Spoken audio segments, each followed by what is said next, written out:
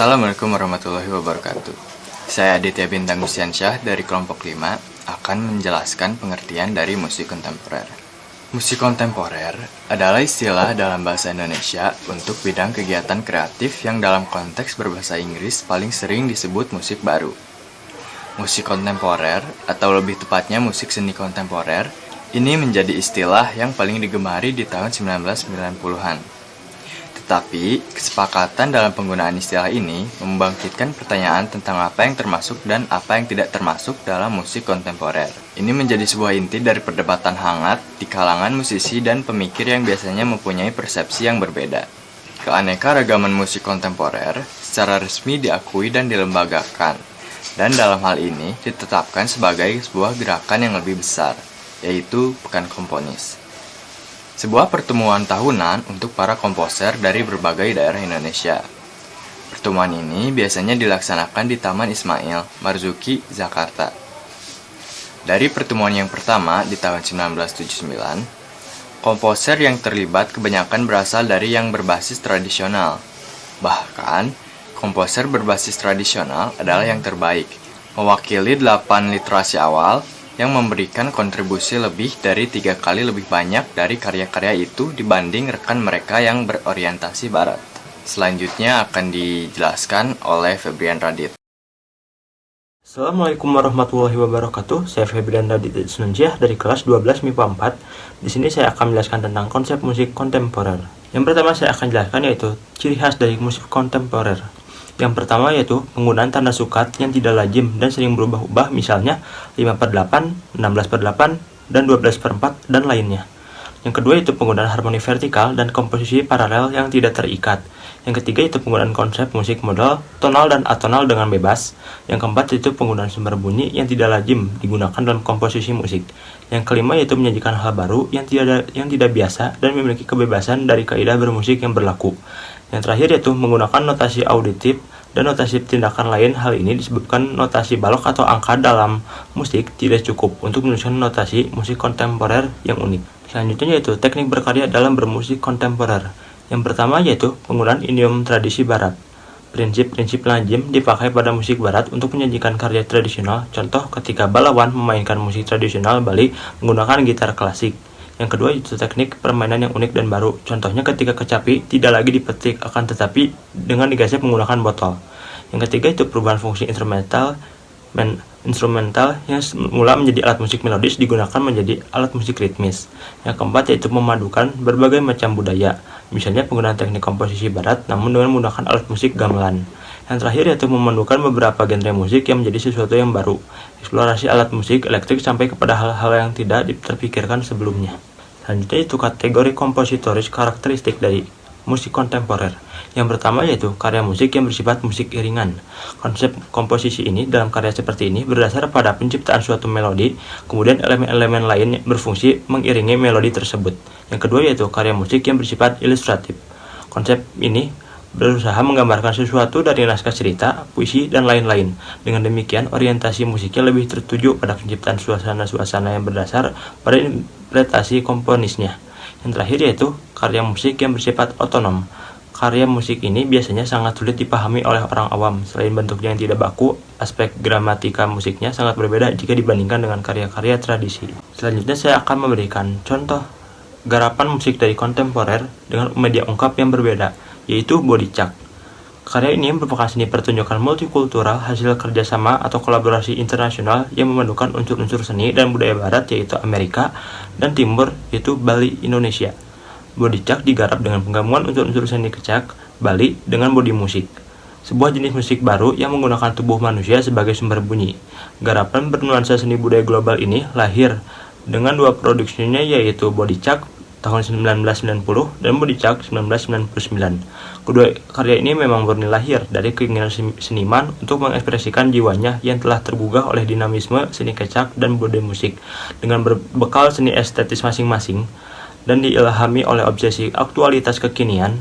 Kedua seniman ini sepakat melakukan eksperimen dalam bentuk workshop-workshop sehingga lahirlah musik kontemporer bodicak. Dari segi alat musik, sajian kontemporer menggunakan perpaduan antara instrumen tradisional dan modern, sehingga menambah variasi suara yang dihasilkan. Dari segi sikap penyaji bergerak sesuai alur cerita sebagai jalan, berdiri, dan duduk.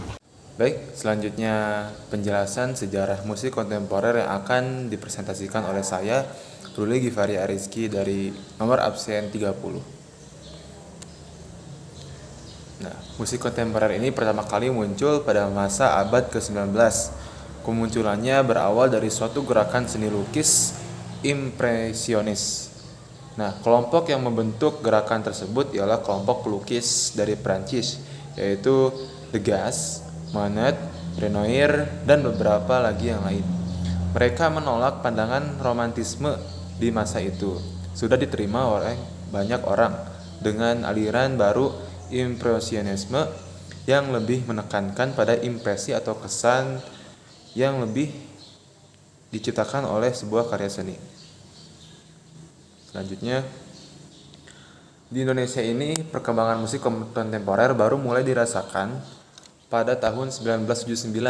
Pada saat itu ada diselenggarakannya acara Pekan Komponis Muda di Taman Ismail Marzuki, Jakarta. Nah, melalui acara ini, komunikasi para seniman antar daerah dengan berbagai macam latar belakang budaya lebih terjalin. Selanjutnya, nama-nama seperti Rahayu Supangga, Al Suwardi, Komang Asista, Hari Rosli, Nano Sutarno, Ben Prasibu, dan yang lainnya adalah para komponis kontemporer yang ciri-ciri karyanya sulit sekali dikategorikan secara konvensional. Nah, karya-karya mereka selain memiliki keunikan tersendiri, juga cukup bervariasi, sehingga dari waktu ke waktu, konsep musik mereka bisa berubah-ubah, tergantung pada semangat serta kapasitas masing-masing dalam mengembangkan kreativitasnya. Nah, pada proses kreativitas musik kontemporer, sikap serta pemikiran individual yang paling penting sebagai landasan dalam proses kreativitas. Nah, menurut Sadra, kini tak zaman lagi membuat generasi bahwa aspirasi musikal masyarakat adalah satu. Dengan kata lain, ia bukan miliki kebudayaan yang disimpulkan secara umum, melainkan milik pribadi orang per orang. Selanjutnya ada ciri-ciri, yaitu judul. Yang pertama ada judul yaitu judul aneh-aneh dan asing, tampak sangat lazim digunakan dalam karya-karya musik kontemporer. Yang kedua ada tema. Nah, tema ini musik kontemporer seringkali mengangkat tema-tema yang tak biasa.